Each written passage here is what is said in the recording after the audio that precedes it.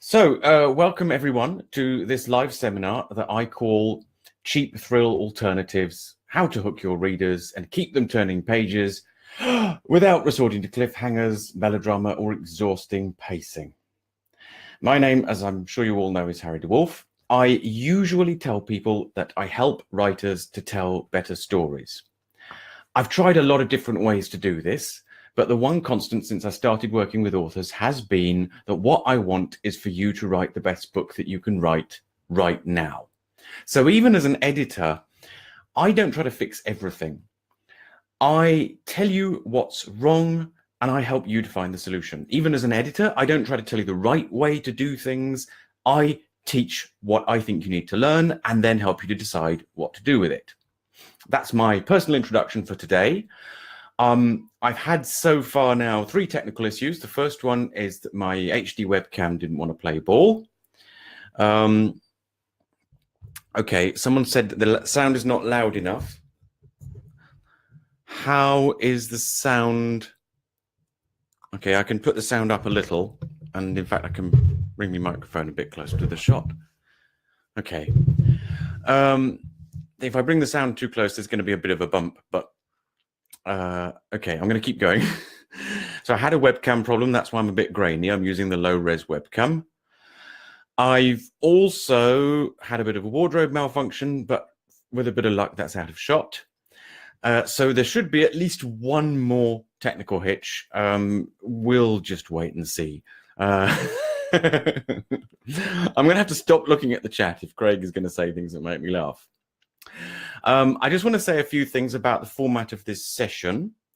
In case any of you have no experience of the way that I talk or the way I teach, I thought it would be best to prepare you just a little. First of all, I'm working from notes. I also have a few sections, actually quite a lot of sections of prepared script, and you'll probably be able to hear the difference. If you don't, I'll be really pleased if you can't tell the difference between the notes and the prepared script, so feel free to tell me. Secondly, this training session has a structure that should withstand quite a lot of disruption. So if you have a question, go ahead and ask it straight away. You might see my eyes glaze over as I read the question and take a decision to answer either straight away or wait for a better moment. There will be 2 opportunities to ask questions where I'll actually stop to answer them. So if you prefer to wait until then, that's fine. Make sure you ask your questions in the questions tab under the video feed and not in the chat. So this for Pat in particular, Pat has already used it to ask a question. Thank you. That's literally, you scroll down, it's underneath the video where it says questions, and you can just type your question in there and I should see that more or less straight away. If at any point you want me to slow down or speed up or repeat something, feel free to say so in the chat. Finally, in principle, this training session has a running time of about 50 minutes, including the parts where I go off topic and talk about other ways that I can help you to tell better stories. I'll let you know when the webinar is officially over. If there are still questions or further discussion you want to have, I'll continue to be available after the official ending and I'll keep the chat screen open. So let's get started. As authors, what you want is for people to read your books. A lot of the advice that I think that you hear, most of the advice that you pay for, seems to be about marketing. It suggests that what an author wants most of all is to sell books. Well, I grew up with booksellers. That's what my family was. They weren't authors. They were really great at selling books. They were booksellers. I fervently believe that authors and booksellers should be partners. I've learned from years of watching authors succeed and fail that authors are not booksellers and that booksellers are not authors. I'm in no doubt that what booksellers want is to sell books and that you, as authors, want people to read your books. Well, rejoice. If you write books that people want to read, they are much easier to sell. Even a non-bookseller has an easier time selling books that people want to read. So I'm going to help you write books that people want to read so that your books are easier to sell. I'm going to give you 3 things that you can put into practice immediately. All 3 of these work on the principle of using your book to enhance your reputation as an author, to give you author authority, to make the reader feel like anything you write is worth reading. So I've just noticed in the chat, Pat says no sound at all. Everyone else still have sound? Okay, awesome. I'm going to keep going then. So question, what's the easiest sale an author can make? The easiest sale an author can make is when you leave them wanting more. It's when the reader turns the final page and straight away wants to read your next book. So what's the most well-known advice you hear about grabbing a reader's attention and keeping readers' attention? A lot of authors clearly heed this well-known advice because so many of the manuscripts that cross my desk begin the same way. The advice for starting the book is always to begin in the heat of the action. The advice for keeping the reader interested is to maintain a swift pace and build tension. The consequence of this is an overload of books that begin with a high-octane action sequence or a moment of high emotional drama, and then the high emotional drama or high octane action continues unabated until the final page. This puts me in mind of a quotation from a poem. This is the end of a famous poem. And tear our pleasures with rough strife through the iron gates of life. Thus, though we cannot make our son stand still, yet we will make him run. These are the 4 lines. They're from the poem To His Coy Mistress, written by Andrew Marvell in the middle of the 17th century.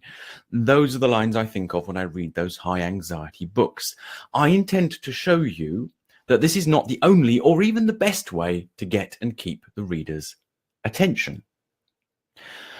Yeah, I see someone's got no picture. It shouldn't be too much of a problem. It's the sound that matters, in my opinion. And in any case, the picture quality is pretty terrible. It's this high excitement, high anxiety is definitely not the best way to get your reader to buy your next book. After a book that leaves the reader exhausted from constant thrills or drained from harrowing emotions, what they're going to want is a break from your work.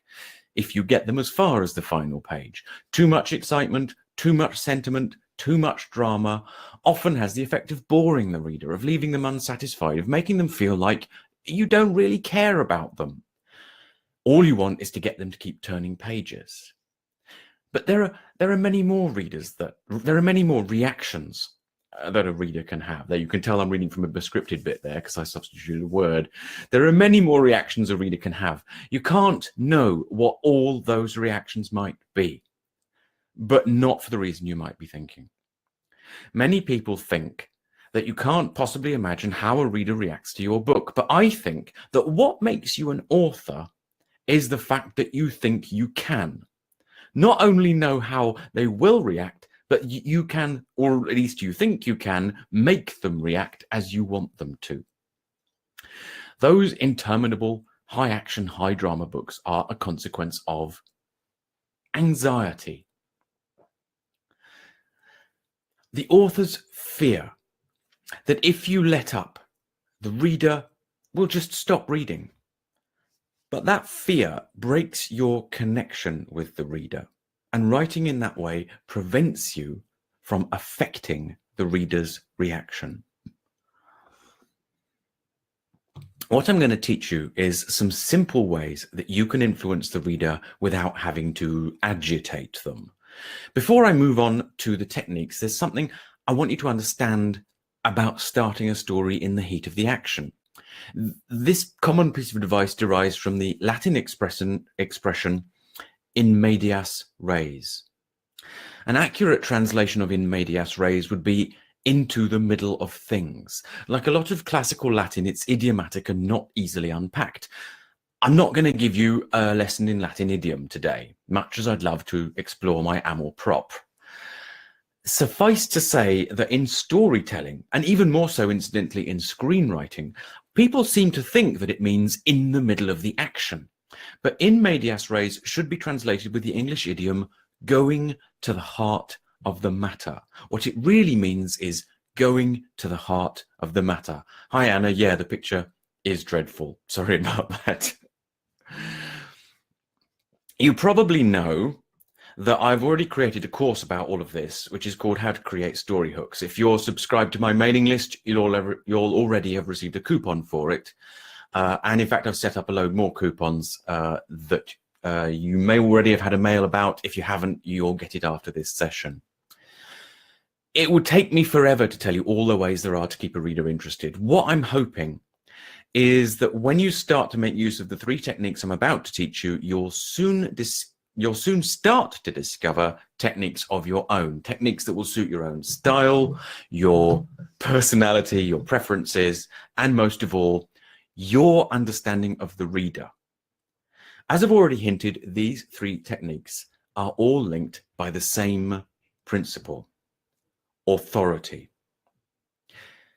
And tear our pleasures with rough strife through the iron gates of life. Thus, though we cannot make our sun stand still, yet we will make him run.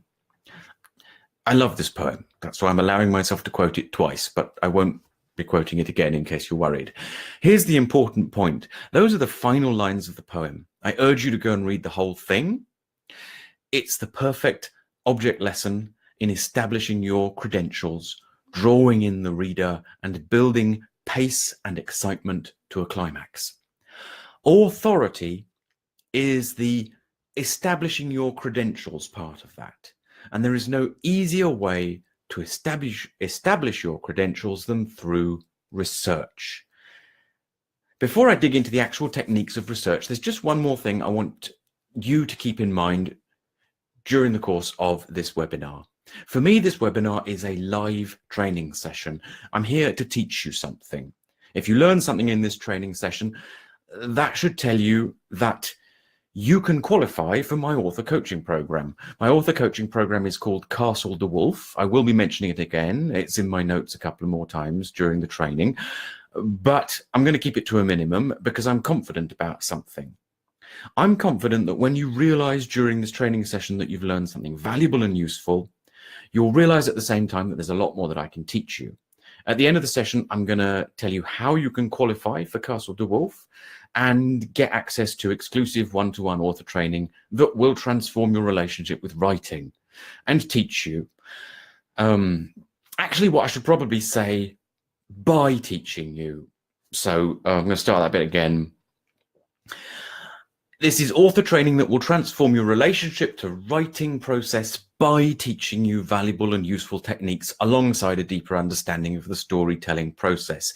If that sounded like advertising copy, that's because it kind of was.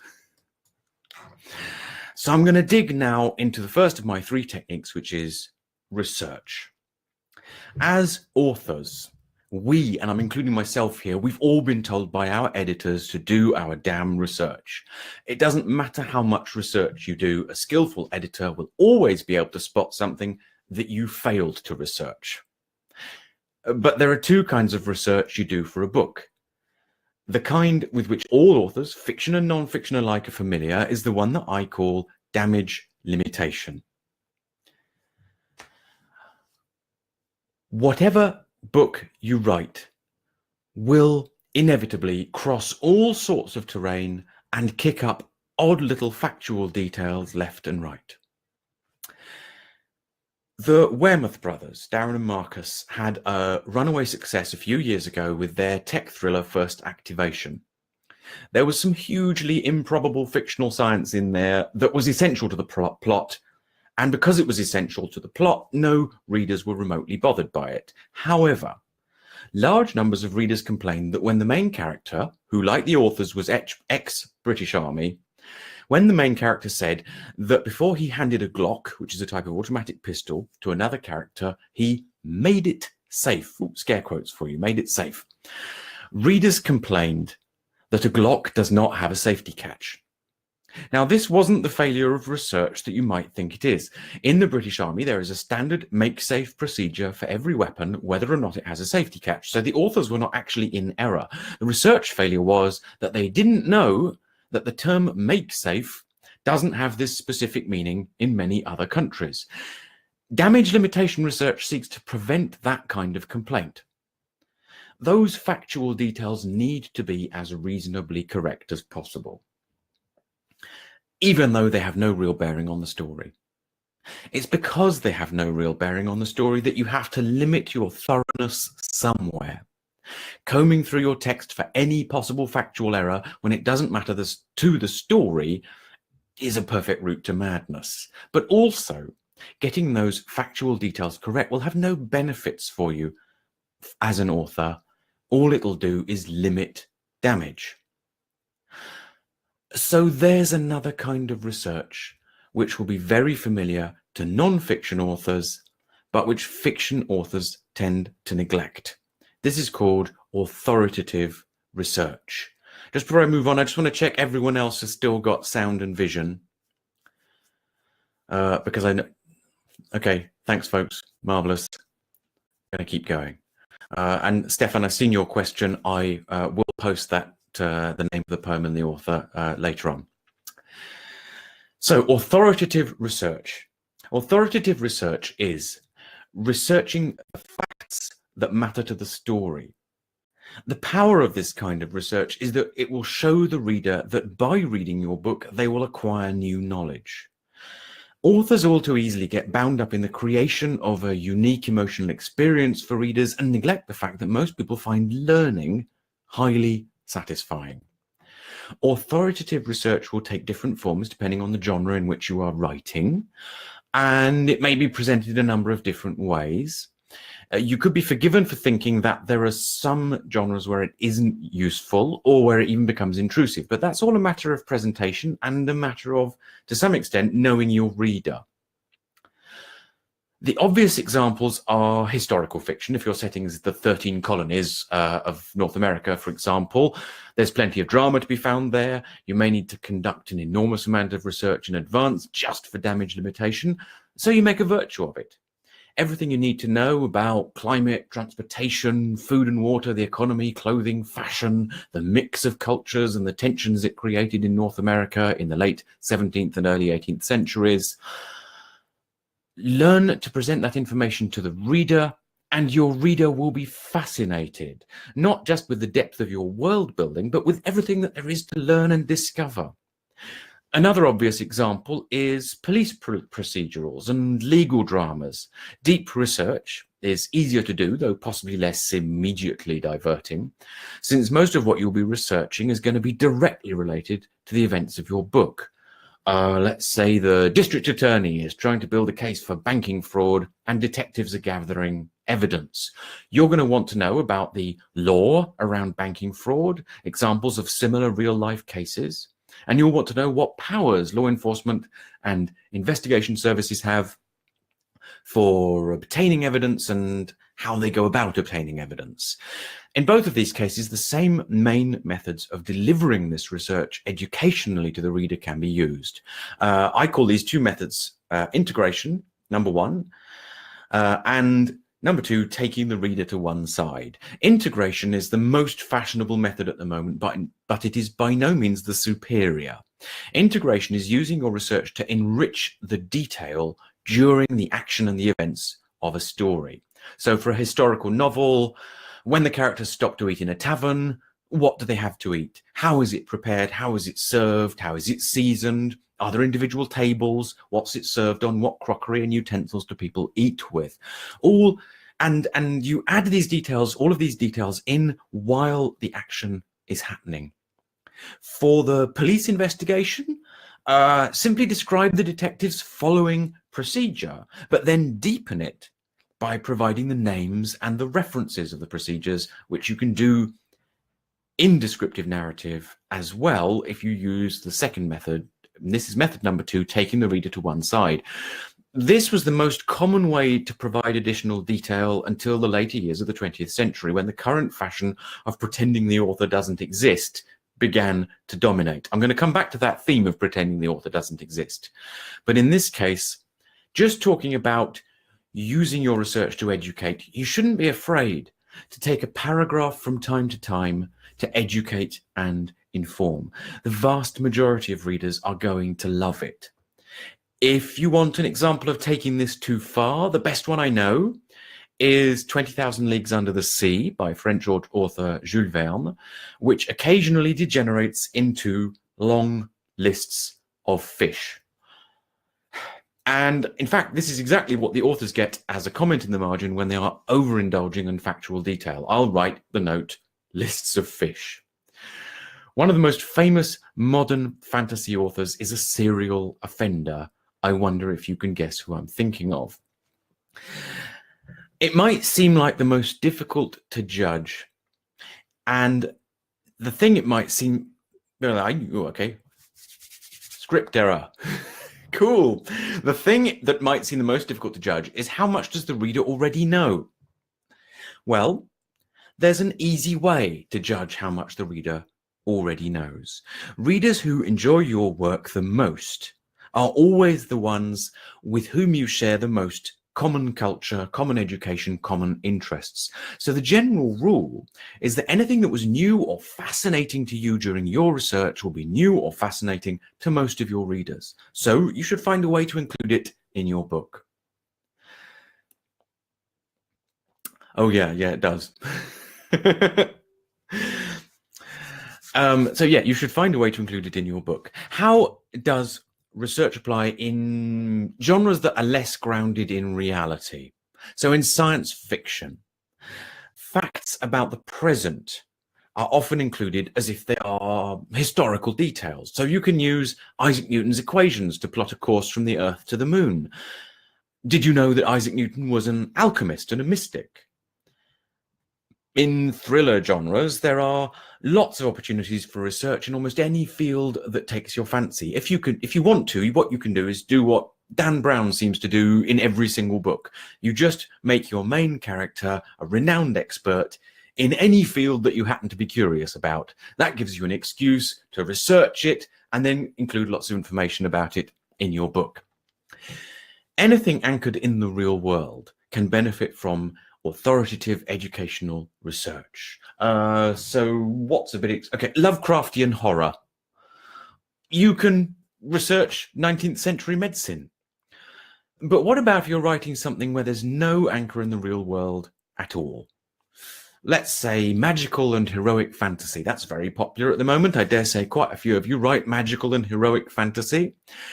At its core, it's nonetheless about human beings and the social and economic realities of a human society. The truest distinction between fantasy and science fiction is not whether or not magic is indistinguishable from technology, but whether the common people live like medieval peasants or like 21st century office workers. By that measure, if you want an authentic looking medieval society as backdrop for your fighting fantasy, then your damage limitation research should be the workings of medieval society.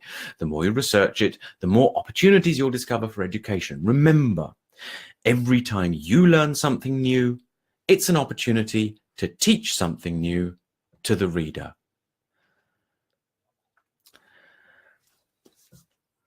The golden rules of research. Number one, always address the reader as your educational equal. Number two, start with facts that the reader can easily verify.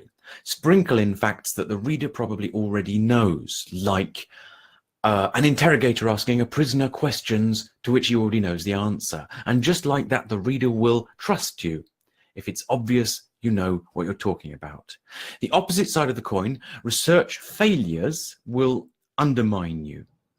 You've certainly already heard this, but there's no such thing as enough research. The more you do, the more authority you gain. Eventually, your knowledge will begin to affect the story itself. And at this point, the reader's learning experience is fully integrated with the story experience, and your authority is sealed. Right, I'm going to look across the... okay, so John, you asked if this is data dumps and bad. Well, technically, this is data dumps. When people talk about info dumps, and info dumps are when you load up the reader with lots of information that effectively is world-building backstory. The difference between that and authoritative research is that authoritative research is not part of your world building. Authoritative research is actually real world information. And then it's kind of up to you to decide how much of that is useful and educational for your readers and how much of it is just helping you to build the world. Because for research to serve its purpose, for research to provide you with authority, what it has to do is teach your reader something. And I suppose that's where the difference between data dumping and teaching them and giving them research is. Data dumping is just there to provide you a kind of a foundation or a scaffold on which to build your story, whereas research is actually intentionally, excuse me, that's my half-8 alarm going off. Research is intentionally about teaching new things to your readers. After that, there is a judgment call to make as to how much you can give and how much the reader will tolerate. I'm going to move quickly on to my next technique. And this is the one certain way of writing a compelling narrative.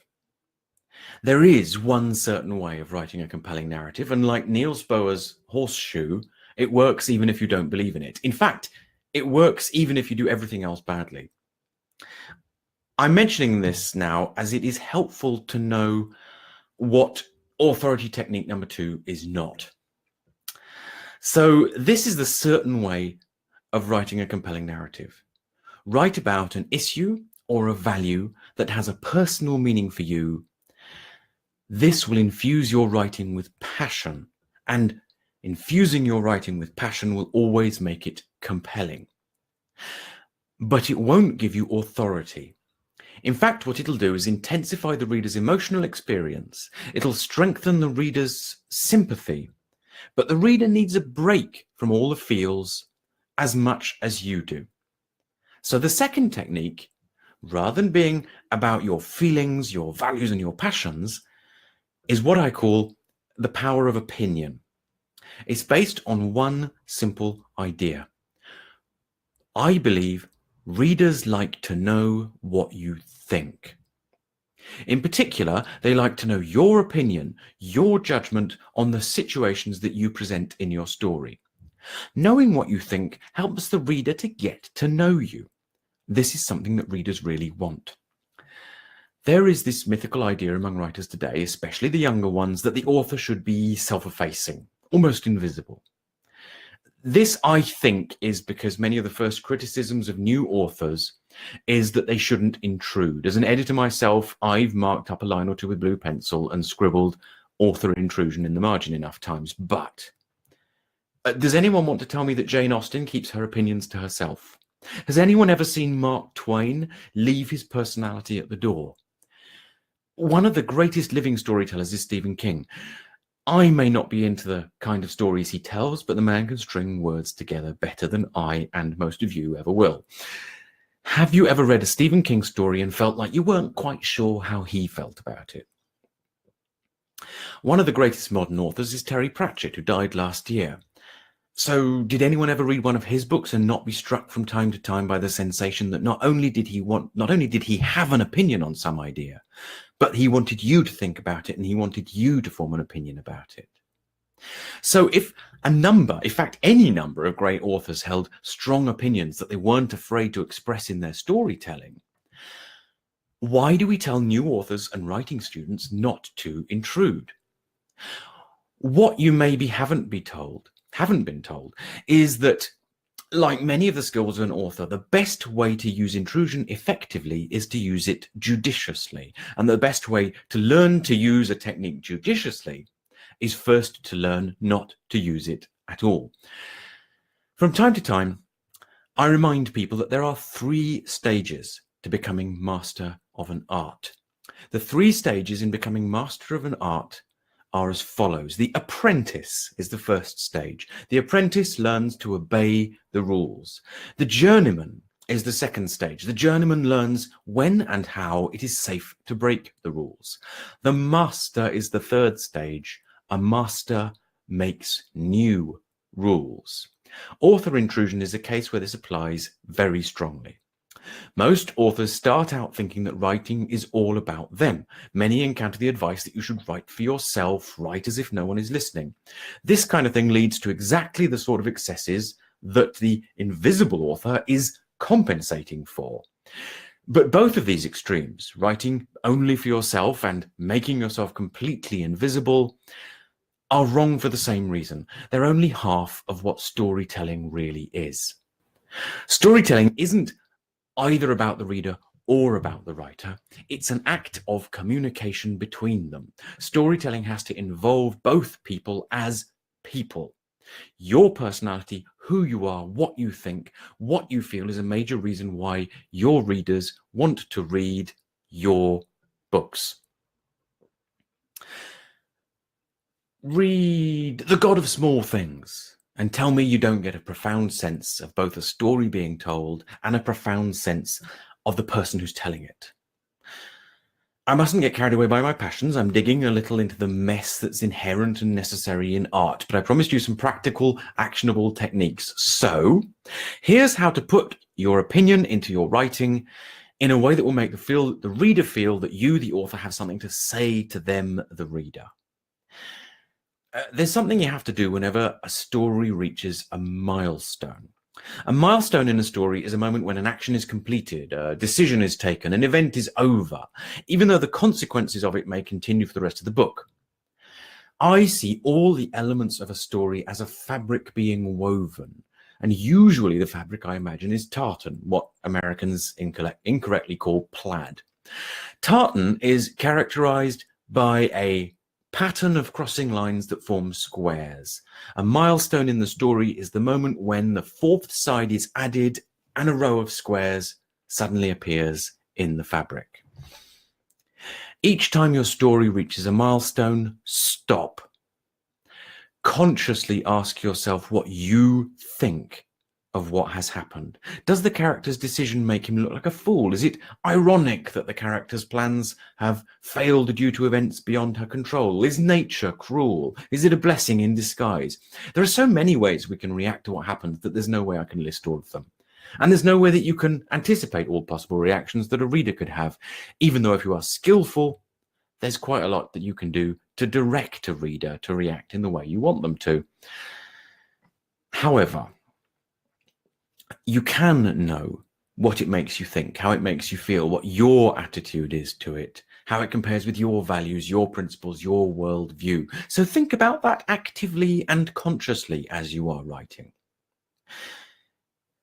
How you get this across to the reader is a matter for your personal style and judgment. It may take you a while to find a way that you feel comfortable with.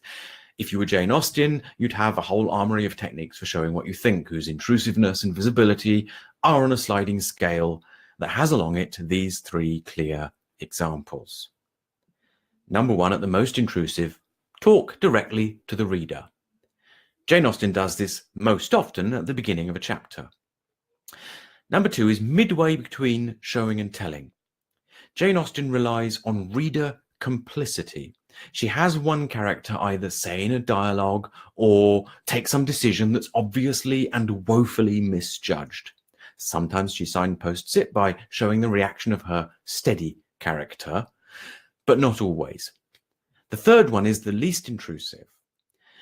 Jane Austen shows the disastrous consequences of a character's injudicious actions in painful and embarrassing detail.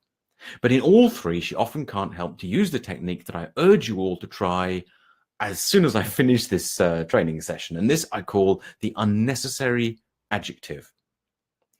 Adjectives in narration are often unnecessary. It's good style in general to use them as little as possible. As a result, using an adjective where it isn't needed is a very valuable way for an author to subtly express an opinion. So I'm going to use as my example the following sentence. Her pleading fell on deaf ears. Now, in that sentence, the word deaf is a necessary adjective. Without it, the meaning of the sentence changes completely. But there are all sorts of adjectives that you could add to the gerund, which is the word pleading, without changing the consequences of the sentence. However, the adjective you choose can reveal your attitude. So here's a few examples of different adjectives with the word pleading to show you how it changes the reader's sense of what the author is thinking. Her urgent pleading fell on deaf ears. Her devout pleading fell on deaf ears. Her piteous pleading fell on deaf ears. Her melodramatic pleading fell on deaf ears. Her determined pleading fell on deaf ears. In every one of these, there's a subtle difference in judgment, revealing the attitude of the author to the characters involved and collaterally revealing, incidentally, the true power of an adjective for an author. So, use the unnecessary adjective immediately after this lesson, or even, I don't know, use it in the question you want to ask, if you can come up with a way of doing that. Giving your opinion, no matter how directly, indirectly, subtly, or obviously you do it, will make you seem more like a real person to the reader. And this alone gives you more authority. It gives the reader more desire to read your work and to trust you. Not necessarily to like you, nor even to agree with you. That's not the goal here. The goal is for the reader to know who you are, or for some authors, who you want them to think you are, which is fine too. As I intimated before, it's a common misconception that one of the holy grails of authorship is for the author to be unobtrusive, even invisible. If you get into Castle Dewulf, which some of you may be aware is where my author coaching takes place, you'll soon see that a very big part of how I'll help you to develop your process is understanding the author's place in the story, your place in your own work. The artistic process is personal, it's about you. If you get into Castle Dewulf, you'll be expected to explore what it means for stories to be about you. Okay, I'm going to take a moment now to drink some tea and see if there are any more questions on what we've covered so far. So if you want to ask any more questions, do shout right away while I'm pouring myself some more tea. I should also mention this is taking a little bit longer than my initial run through, but we did start a few minutes late. It's not a problem. I hope everyone has plenty of time.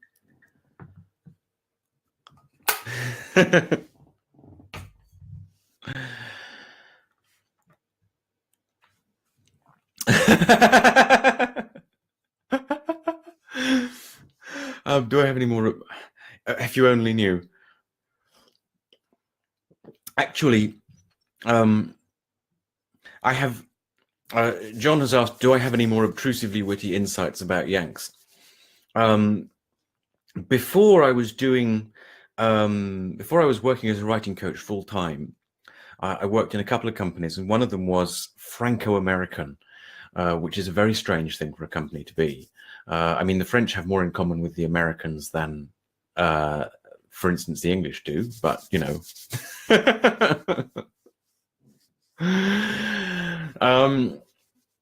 Okay, I've just poured myself some tea and I've burnt my tongue. It was way too hot. Never mind.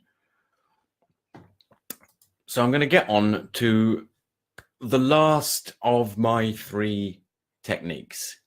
Now, this final technique is more advanced, but I'm going to begin by following my own advice and teach you something that both informs the lesson and that's karma, yes.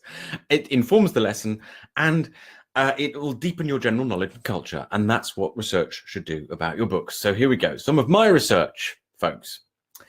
In 1936, Konstantin Sergeyevich Stanislavski published the book An Actor Prepares. The realist movement in the arts had already been going strong since the final years of the 19th century, championed in particular by French writers like Honoré de Balzac. The naturalism of Émile Zola was a direct precursor to Stanislavski's naturalistic theatre that went on to influence the American style of actor preparation known as method acting. There's an important reason why the rise of realism and naturalism matters to the author. Within literary and theatrical culture, writers and performers for most of the 20th century have remained aware of the essential artifice of storytelling. However, in popular culture, naturalism has become understood to mean presenting a story as if it is real life. But more than anyone else, the German playwright and director Bertolt Brecht absolutely hated this idea of presenting art as if it was real life. So I was just reading a question there. I told you my eyes would glaze over, and they have. So Brecht, he despised the idea of presenting art as if it was real life. He thought it was complete nonsense. For Brecht, the whole point of telling a story was that the story represents in concentrated form a range of human experiences. He created a style that he called epic theatre, and the stated purpose of this style was to exaggerate human experiences in order to make audiences think. Critical to the process of stimulating thought in his audience was characters and events pushed to the extremes of believability, and then making those characters and events pushed to the extremes share the stage with characters and events that were direct representations of the excesses and extremes that people were witnessing in their daily lives at his time. That is a mixture of the real extremes and unreal extremes. In Brecht's epic theatre, the exaggeration, the unrealness was a primary characteristic. But unfortunately, it was naturalism that eventually won. Maybe because, outside of Germany at least, theatre audiences were segregated between the staid middle classes who wanted an intellectual and edifying experience, and for whom Brecht's epic theatre was too exaggerated, and on the other hand, the lower classes who wanted an unchallenging social experience. What this led to was the unreal kind of going underground. It led to segregations in genre that didn't exist before. For instance, until the 20th century, it was commonplace for the same audiences who watched entirely realistic plays to also go and see plays that contained elements of the supernatural, the mysterious, or the absurd. Naturalism in the theatre is characterized by a pretense on the part of the actors that the audience is not there. So it's kind of the opposite of what naturalism in literature has become, the pretense on the part of the author that the author isn't there. In the early days of this movement, there were actually complaints made by the audiences because they said that they couldn't tell what the actors were saying. And that was because the actors were trying too hard to talk in a way that sounded natural. But actors want to get paid, so they adapted the style. They adapted to make it so that the audiences could still hear them. In literature, the problem that those actors faced, of course, doesn't apply. Naturalism in literature led eventually to significant progress in literature. In particular, it led to more and more books being written in the vernacular, in everyday speech. And this opened up publishing to authors who would previously have been excluded. However, literature continued to splinter into more and more narrowly defined genres. The way that fantasy and even science fiction was viewed by the intelligentsia as base escapism for most of the 20th century was based mainly on social class. Yes, brothers and sisters, genre is a manifestation of the class struggle. I don't know why, I have to put that accent on when I say that, but it really, really is. I think that what's really going on is naturalism and the proponents of naturalism trying to enforce its boundaries. And the problem is right there. Think about it. If you were to tell a story that was exactly like real life, it would be barely coherent.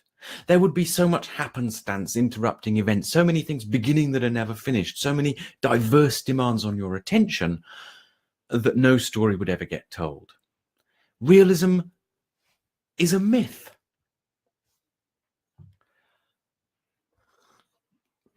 Realism is a myth.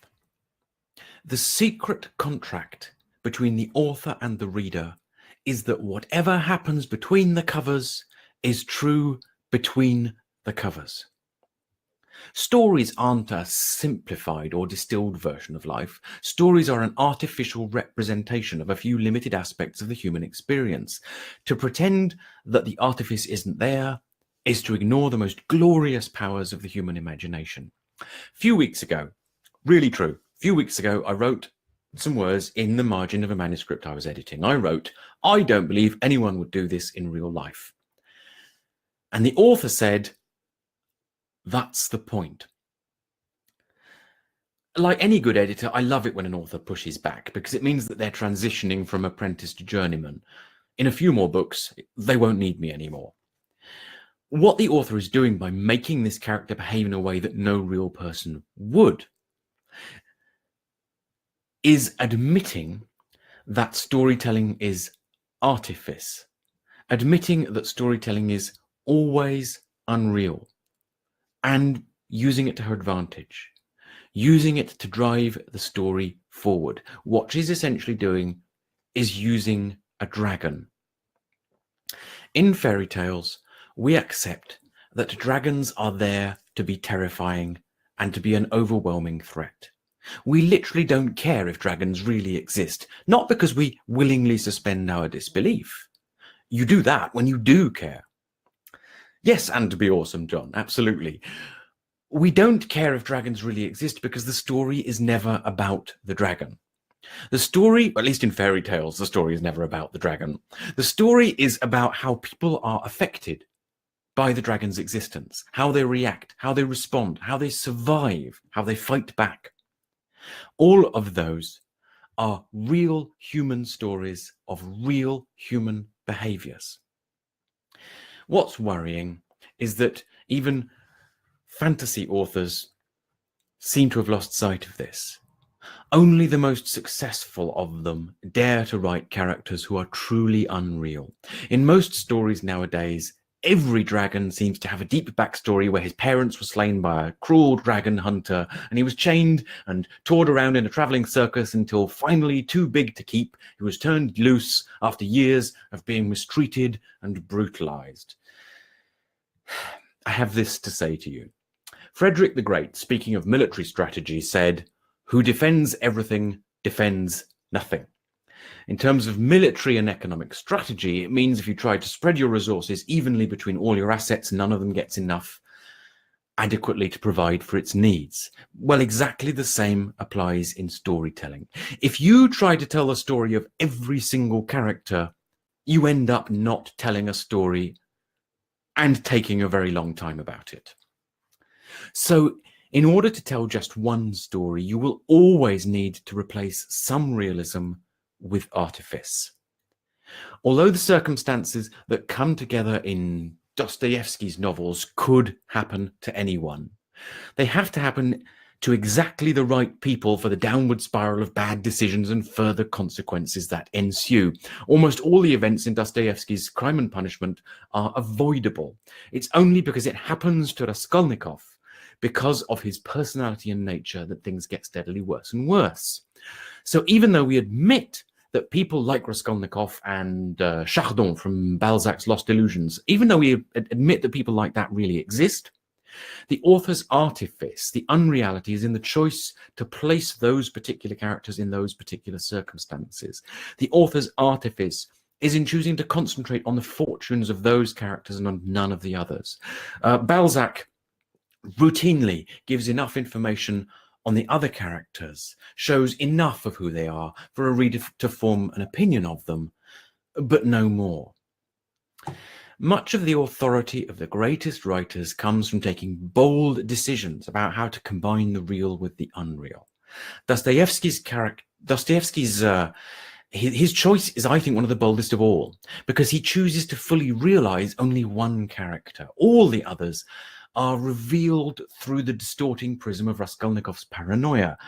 And that enables Dostoevsky to make guignol, to make caricature of the other characters, but he attributes that exaggeration to his main character's distorted view of the world. So he's, in effect, using a narrative technique to disguise the fact that he's only fully realizing one character. At the other extreme, here's a book that you might not recognize by the summary I'm going to give. So, shout out if you do recognize it. Here's the description: a class struggle parable and diatribe against people's willing acceptance of their own oppression. Sounds terribly serious, but that is my summary of Guards by Terry Pratchett. In this book, Terry Pratchett has a fantasy city with an almost overwhelming amount of magic, and the city is attacked by a dragon. But the main character and secondary characters are ordinary members of the barely competent City Watch. Much humour arises from their utter inability to confront the threat. But this is what enables the author to bemoan the ills of real-world society. Great authors derive their authority to speak on real-world problems by exploiting the unreal, the imaginary, the could never happen in real life, to throw the focus of their story onto real issues, to concentrate the reader's attention on the personal struggles of a main character that parallel, concentrate, or epitomize the real struggles that people face in their daily lives. This is the legacy for me of Brecht's epic theatre, and proof that you can't be either realistic or fantastical. To tell a story, you have to be both, no matter how realistic you think your story is being. In a moment, I'm going to sum up. So I'm just looking across to see what other questions we've got here. Oh, okay. So Sarah says, what if I'm passionate about something that not many people are? I don't want to bore the reader with how exciting it is seeing how reflective the surface of Pluto is. Where should we draw the line?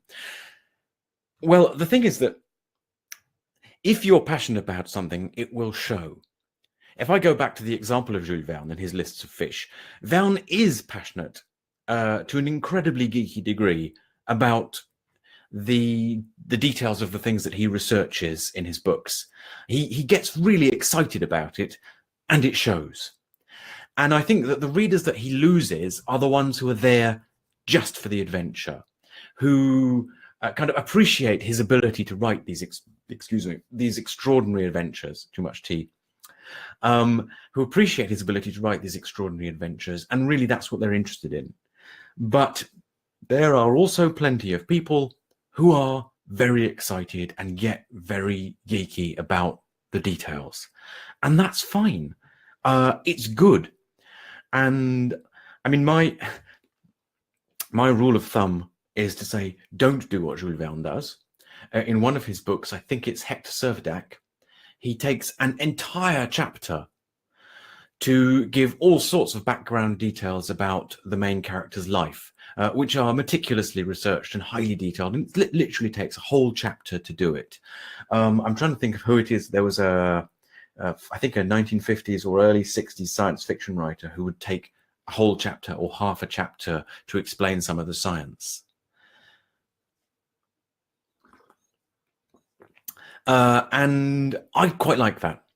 I'm one of the readers that does. You kind of have to make a judgment call. I mean, I think that if your research is detailed and the information you provide is dense, then at worst, you might have some reviewers who say, there's a bit too much information. But I suppose you have to communicate with your readers in that way. Another question from Vasco. To be sure I understand your point, you're not arguing against creating backstories for side characters. No, I'm absolutely not arguing against creating backstories for them. What I'm saying is, for your side characters don't need to be fully realized, so they don't need a complete backstory. The other thing, though, that it's perfectly fine for them to be exaggerated. It's perfectly fine for your secondary characters to be stereotypical. And in fact, it's necessary for minor characters to be stereotypical. You don't want to be wasting your or the reader's time on them. So yeah, create backstories. Just don't necessarily mention your backstories to the reader. I'm just going to scan through the chat. Okay. So, before I move on a little bit, any more questions about my 3 techniques. I'm giving you a moment. Drink some more tea. So look, all 3 of these techniques provide you with the means of writing a compelling book without recourse to constant excitement and danger. All 3 of these techniques allow the reader to get to know you, to think of you as a person, to form a relationship with you. This creates a bond that will, not to put too fine a point on it, make them want to buy more of your books. Oops, something weird just happened there. Can everyone still hear me? Hello? Yes, okay, cool. Sorry. So I was saying, if you form a relationship with the reader, it helps, it creates a bond between you and the reader, and that will make the readers want to buy more of your books. These 3 techniques give you authority. This is the sensation for the reader that you know what you are talking about, that you are entitled to speak, that you are worth listening to, because the experience of reading your work is not merely diverting, but also enriching. And it's not because of some mysterious quality called literature, which, in my opinion, brothers and sisters, is all about class. Because this is enriching because you're thinking about the reader, what the reader wants and what the reader needs. There's a couple of central ideas in what I've been talking about. One is, I hope, obvious. Better books are easier to sell. The other is not so much about selling as what makes a book a better book. When I was studying literature and theatre, the major component of understanding was what made an author great was understanding the author as a person.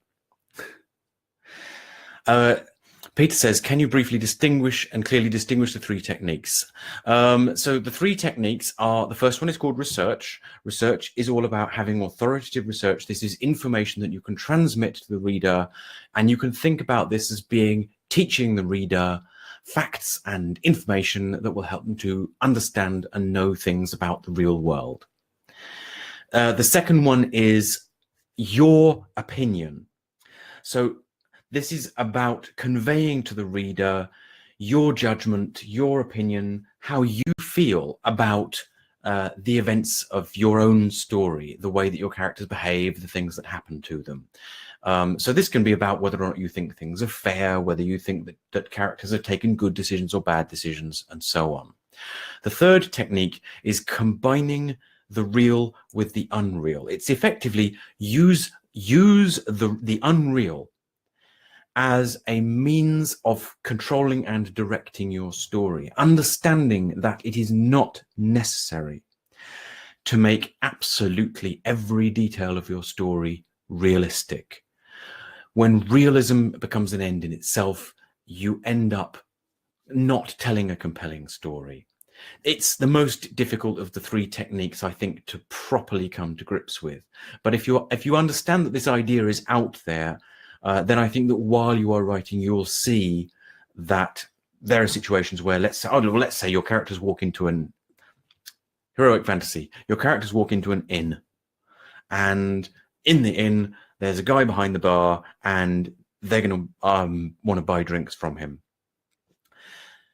What you should do is make the character of the innkeeper a caricature. That's what you should do.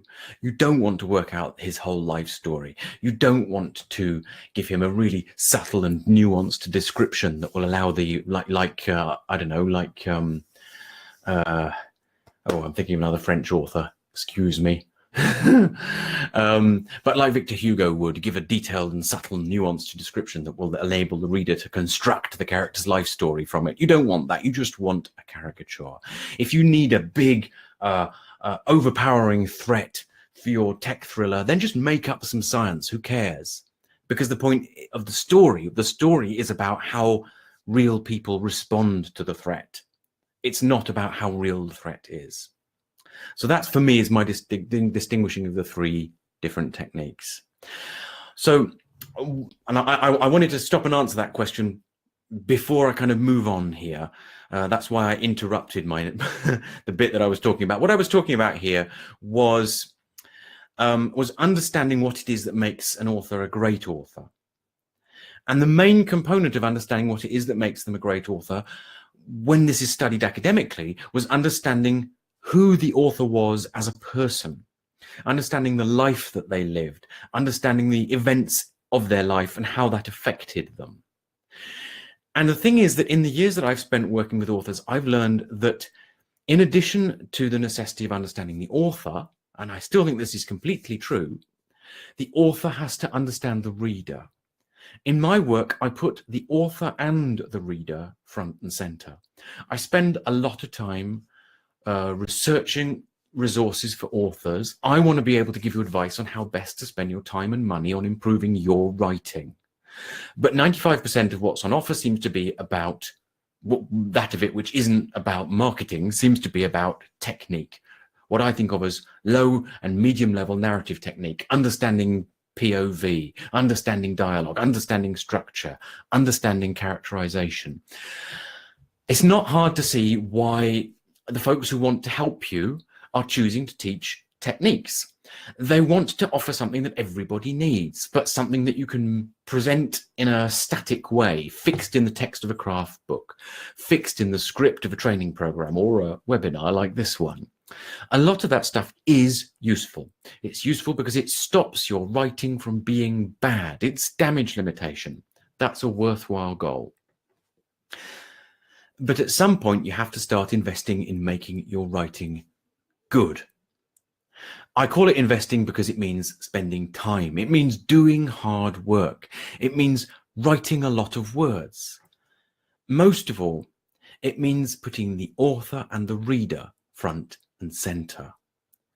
The second and third techniques in today's training, that's opinion and combining the real with the unreal, that should give you an idea of what I think putting the author front and center is all about. It's about putting yourself into your work and thinking about how the reader perceives you. Obviously, there are no writing experts who've written a book about you. Not yet, at any rate. What you need, if you're ready, is what I've decided for my own reasons to call Castle Dewulf. Castle Dewulf is author coaching. I just wanted a name for it that would be easy for me to say and write down and put at the top of web pages. But there is a story behind it. The thing is that I realized a few years ago that editing manuscripts isn't the best way to help authors to make better books. The best way is to help authors to become better authors. That means that what you need to learn needs to be adapted to you. It needs to be adapted to what you want to write, to why you want to write it, to how you want to write it. It's about your complete creative process from start to finish. So here's what I've got. I'm going to try to do a thing with my webinar page. So at the bottom of the screen where there are questions, I want someone to tell me, you should now be able to see a section called offers. And it says, Castle Dewulf, book your free consultation now. Is that visible? Yay, it's there. Hurrah. Thank you, Anna. Roll D20 for persuasion. Haven't finished persuading yet. I'm going to get there. Don't worry. So this is what I've got. So at the bottom of the page there's this link. It says reserve now. If you click that link, you can book a free consultation. This free consultation will talk for 90 minutes or more if one of us talks a lot about your projects, your needs, your goals, your ambitions. I'll take some time to answer any general questions you might have about writing or even any specific questions you have about your work in progress. Castle Dewulf author coaching is about applying my experience and knowledge to your development as an author. So the coaching I offer you will be specifically and only for you. And I will only offer it to you if I'm sure that you're ready to do what you need to do to go from damage limitation to building true mastery of your craft. So someone can see it, someone else can't see it. It's at the bottom of the screen where the questions section is. You should be able to see 3 tabs: questions, polls, and offers.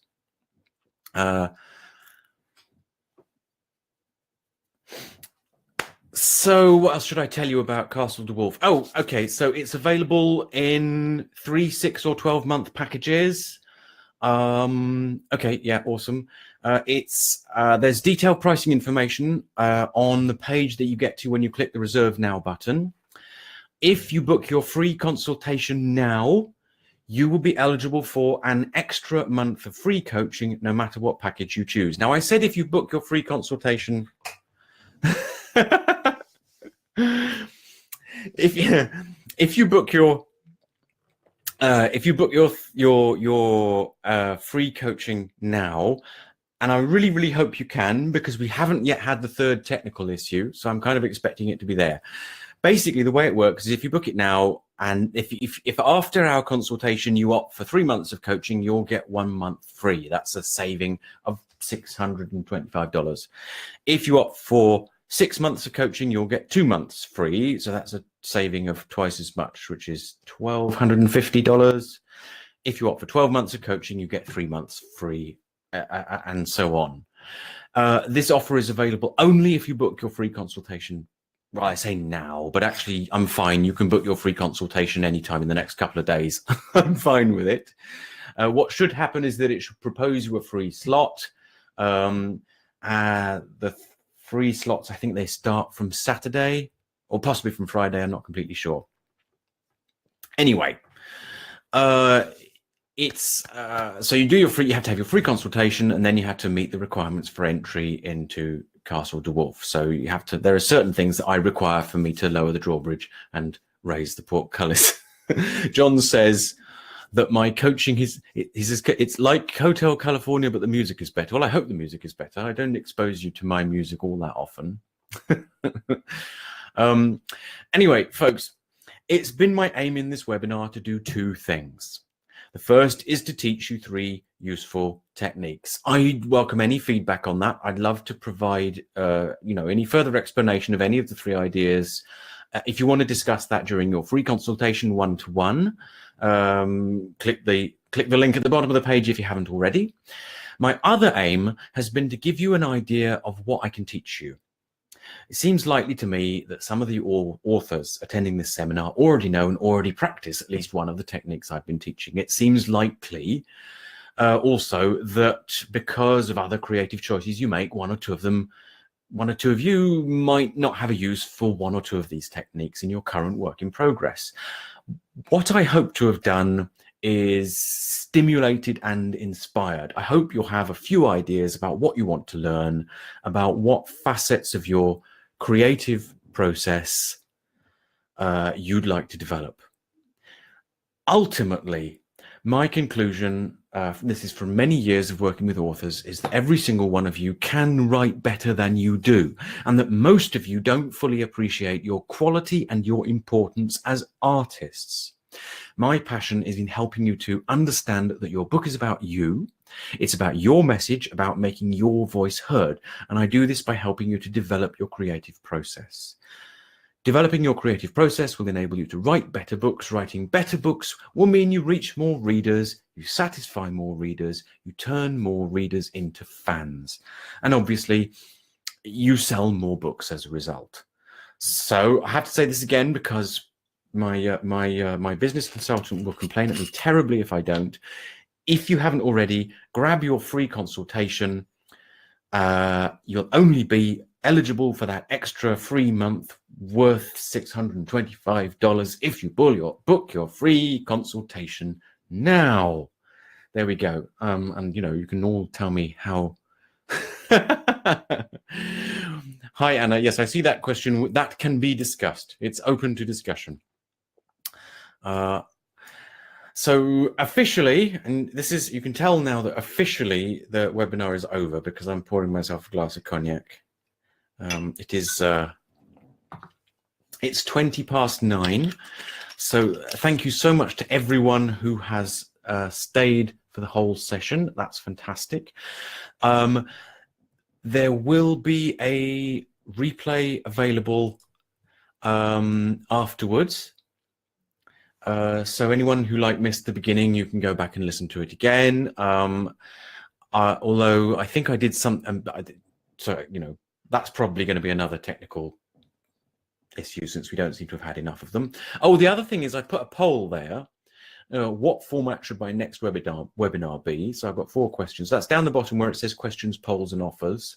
So if you want to give me an answer, what format should the next webinar be? The reason I'm asking is because I'm pretty good in open Q&A. I like doing open Q&A. I like teaching stuff, but I'm aware that I kind of race through a lot of things and it's all kind of dense. Okay, no problem, Peter. I mean, because this is recorded, if necessary, you can come back and you can listen to the replay. I noticed that several people have gone for themed Q&A. I'd be very happy to do a themed Q&A. I love doing it. That means, of course, that you'll all have to start shouting possible themes at me. But just looking at how many people are still here.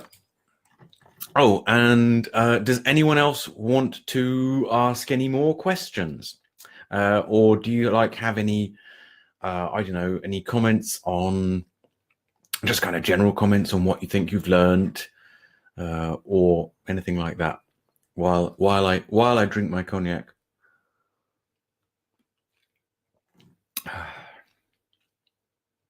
Oh, I'm supposed to mark. This is learning how to use this thing. Not try so hard to be invisible. Yeah, no, it's a good point. That's kind of the general theme throughout this training session is that you don't have to be invisible. In fact, quite the opposite. So I'm going to start. I'm going to get a few. I'm going to go through marking these questions as answered. Right. So Stefan asked me to repeat the name of the author, the poem, and the author. I'm going to type that into here. Oh, free tea at Castle Dewulf. Well, you have to bring your own. So the poem that I quoted at the beginning is called "To His Coy Mistress." Okay, it is by Andrew Marvell. Yeah, cake. Well, anywhere where there is tea, there should be cake, or possibly, the finest wines known to humanity. So there we are. I've repeated the name of the author and the poem. Answered that one. John's guessed at George R.R. Martin. Yeah, that might have been who I was thinking of. Answered that one. Answered that one. Yes. Okay, awesome. So there's the questions answered. That's nice. Sarah says, "I like having the idea." Yeah, the hard part is to do it well. A lot of the really experienced authors that I've talked to, a lot of the long-term authors that I've talked to about this, and the ones who kind of get quite a lot of live feedback from readers as a result of doing book signings and whatnot, often what they talk about is they actually try to imagine the reader as a person that they are talking to. And in fact, I've even heard about some authors who have a name for their reader, and in fact, actually, they might have several readers who have names and have characters, and then they know what they look like, and they know what jobs they do, and they just picture that particular reader as being the person that they're telling a particular story to. I mean, I like that idea because it does allow you to kind of to give yourself a mindset that goes with the reader. That's a very good point, Anna. You say about keeping your characters at arm's length by staying as far out of the way as possible. You do end up keeping your characters at arm's length. And I think a lot of the time that one of the very best ways of introducing, of getting characters, that's the word I'm looking for, of establishing a character, is to imagine it as giving a personal introduction to the reader. So it's like the reader is your friend, the character is your friend, and you are giving a personal introduction of the character to your reader. So it's like you're really saying, this is someone, it's like you're setting them up with them. This is someone you want them to meet. You're inviting the two of them to a dinner party because you think they'd like to meet each other. Yeah, Peter, you mentioned Orson Scott Card. I love the way that he talks about writing. It's very, very clear, and therefore, actually, I mean, I think immensely valuable, because I think that he, I think that he has a way of talking about writing, which, where he doesn't go too far. I think that he does it's something he does extremely well, which is to give you just enough information and just enough structure to be able to get you over a particular difficulty that you're having. It kind of ties into the way in which I think that, I talked earlier about there being 3 stages of mastery. There's apprentice, journeyman, and master. And those correspond to 3 different ways of talking and thinking about writing. The way that I'd characterize them is I'd say that the first, that the apprentice level is thinking about writing the way that, let's say, Angela Ackerman does. If you know, I don't know if you guys know Angela Ackerman. Angela has this whole set of books called the This and That Thesaurus. So there are things like there's emotion thesauruses, and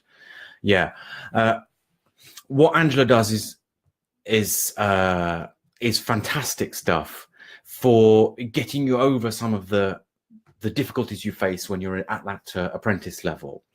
It's interesting, Anna, that you mentioned K.M. Wayland, because K.M. is, for me, the person who can take you through the next stage. He can take you from apprentice into journeyman, because what K.M. Wayland does is to focus very well on specific aspects of writing and to give very, very clear explanations of them. So it's a lot like what Orson Scott Card does.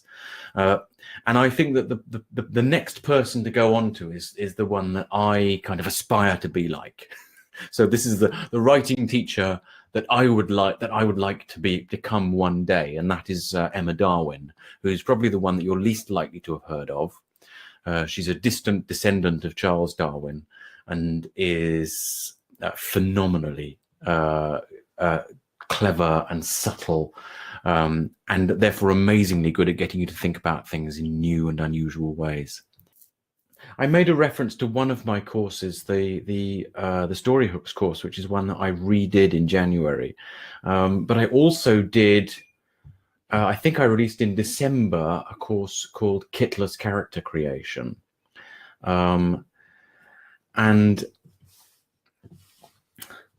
oh, that's a good one. Distinguishing between rich and self-indulgent. Yeah. Through consequences. So earlier you mentioned having characters through consequences show an opinion to the reader. Super effective, but super tricky. Yeah, it can be. Oh, so you enjoyed Kittler's character creation. In Kittler's, I talk about there being 3 different types of character. And I talk about the characters in Kittler's as a way, as seeing the characters as developing the characters as part of developing the story, that the characters have to arise from the story. And one of them, in other words, that you create the characters at the same time as creating the story, because and it's called Kittler's because I see an awful lot of advice to authors that is about creating characters from a kind of kit. So it's like, this is incidentally one of the effects of cognac is that it makes me sneeze. Excuse me.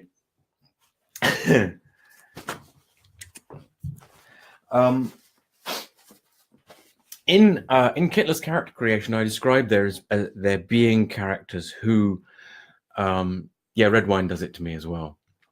As there being these characters who arise from the story because the story needs them. That there are characters who are integrated in a variety of different ways with the story. And in exactly the same way as the story generates characters and what they do within the story generates consequences. And I suppose your attitude to those consequences it just kind of tends to come through. When a character does something stupid, you don't have to say that it's stupid straight away. But your tone when you describe the consequences of a character doing something stupid can have this really strong effect on the way in which the reader actually feels about it. And I think it has an effect on the way the reader feels about it. And I think that therefore has an effect on the way the reader thinks that you feel about it. So that's kind of what it's about, really. That's why I said when I was talking about giving your opinion that when you get to these milestones, so when characters take these decisions or when these particular consequences happen, to stop and think about it, so that you can think about how you really feel about it. Because when you know how you really feel about it, that I think is when you are going to influence the tone of the way that you talk about it. So that's kind of my idea of how you do that.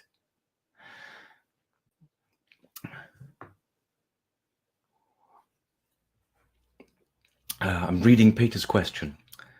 So, which I'm assuming the rest of you can see, but I'm reading them out just because I think some people, particularly in the replay, will just listen rather than watch the replay of the chat. So Peter says, how much of your guidance to make conscious decisions during writing is really possible during a first draft?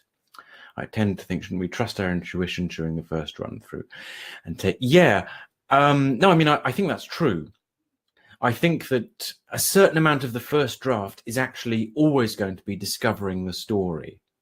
There's this, there's, two of the evergreen arguments among authors in forums are, one of them is, how do you do POV correctly? And the advice I always give to that one is, don't think about it at all.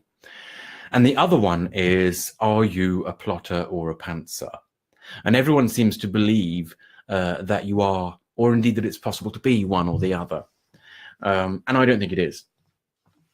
I think that actually everyone feels their way through and discovers and invents and creates and pushes and builds and does all of the necessary things to come up with a first draft. And a first draft, therefore, my keyword on first draft is that it is about discovering the story as well as being about building it. Because even the most obsessive plotters well, Craig was with us, but I think he's logged out now. But, Craig likes to do huge wall charts for his plotting. Even the most obsessive plotters will still discover things about the characters, about the way they interact with the events of the story, about how it has consequences for them, about how it has consequences for the dynamics between individual characters, all of that stuff. You'll discover it during your first draft. And what you need to be able to do, therefore, I mean, I agree, trust your intuition during the first draft, drive it, certainly. But when you see it seeming to want to take a particular direction or seeming to take a particular direction, definitely follow that, go with it, take it where it's going.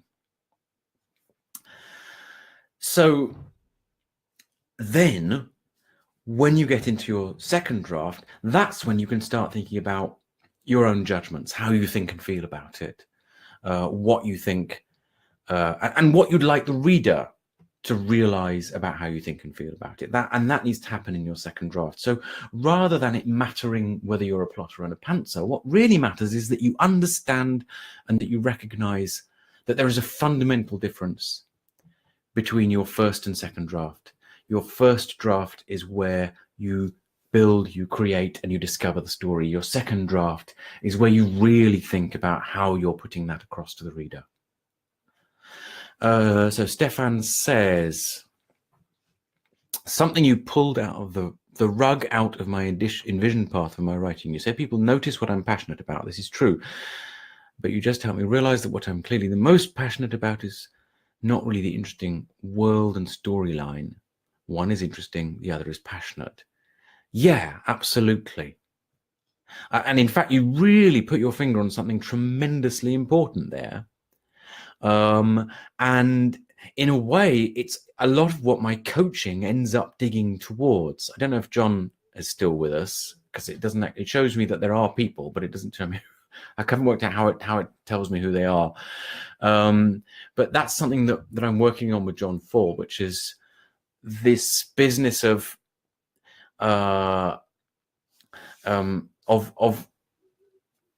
finding your personal connection to your story. What makes it personal to you?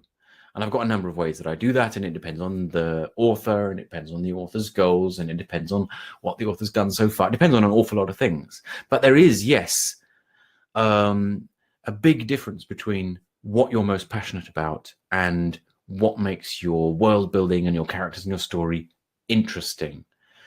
Because when you concentrate on what's interesting, what you tend to do is a lot of detailed world building, and you tend to build lots of character background, and all of that. Yeah, it's interesting. Yes, it's fascinating, but it's not what compels a reader. It's not what carries a reader along. It's not what drives them through. What really draws, and so it's not enough that what's interesting is what you build your story from. Something about your story has to be built from your passions. Something about your story has to be built from what's personal to you. And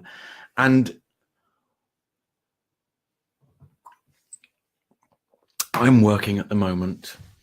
I've just been reading the first draft of the third book in Tamandra Whitecastle's Living Blade series. And Tim's story is a kind of expressionistic discussion of her own personal journey. And so it's very, very personal to her. But you'd only really know that if you know what she knows about her own life and about the things that she's lived through. But she allows it to influence the events of her story. She allows it to influence her characters. And it has a consequence that goes way beyond just having an emotional connection between author and characters and events and readers. It actually influences things like the turn of events in the story. It influences the symbolism in the story. And all of that comes from quite an instinctive, quite an intuitive place, because she's so well focused on her own passions and the way in which her own experiences influence the story that she wants to tell. If you are, I should say, if you are listening to the replay, I'm leaving the bookings open for a few days. So anyone who wants to sign up, who wants to book a free consultation, can still do so. Thank you everyone so much for joining me. So thank you all, and cheerio.